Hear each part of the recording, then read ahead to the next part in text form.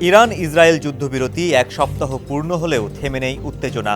12 দিনের রক্তক্ষয়ী সংঘর্ষের পর 25 জুন যুদ্ধবিরতির ঘোষণা আসে, কিন্তু পারমাণবিক কর্মসূচি ও আঞ্চলিক নিরাপত্তা ইস্যুতে এখনও মুখোমুখি ইরান ও যুক্তরাষ্ট্র।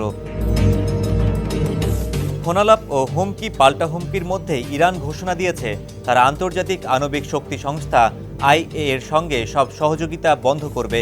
এর জবাবে মার্কিন প্রেসিডেন্ট ডোনাল্ড ট্রাম্প আবারও হামলার হুমকি দিয়েছেন।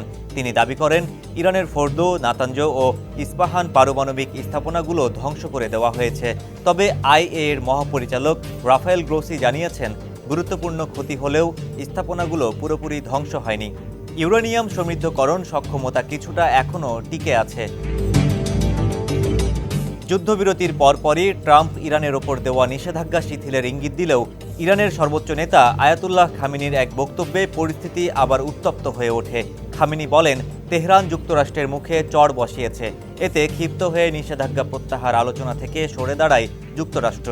সেই সঙ্গে যুক্তরাষ্ট্র সতর্ক করেছে ইরান সমর্থিত হ্যাকাররা সাইবার হামলার মাধ্যমে মার্কিন অবকাঠামো লক্ষ্যবস্তু করছে। হোমল্যান্ড সিকিউরিটি বিভাগ ইতোমধ্যে সতর্কতা জারি করেছে। এদিকে ইরান জাতিসংঘে অভিযোগ করেছে 12 দিনের যুদ্ধে দায়ী যুক্তরাষ্ট্র ও ইসরায়েল। উপপররাষ্ট্রমন্ত্রী মাজিদ তখত রাভাঞ্চি জাতিসংঘ মহাসচিবের কাছে পাঠানো চিঠিতে বিষয়টি স্বীকৃতি দেওয়ার আহ্বান জানিয়েছেন। বান্ডেল থাকলে প্রতি সেনমানিতে টাকা বাঁচবে। বিকাশ সেনমানি বান্ডেল কিনে জিতুন প্রতি লেনদেনে। বিশ্লেষকরা বলছেন এই মুহূর্তে যুক্তরাষ্ট্র ইরান সম্পর্ক অতি ভঙ্গুর অবস্থায় আছে। যে কোনো সময় পরিস্থিতি ফের বিস্ফোরক হয়ে উঠতে পারে।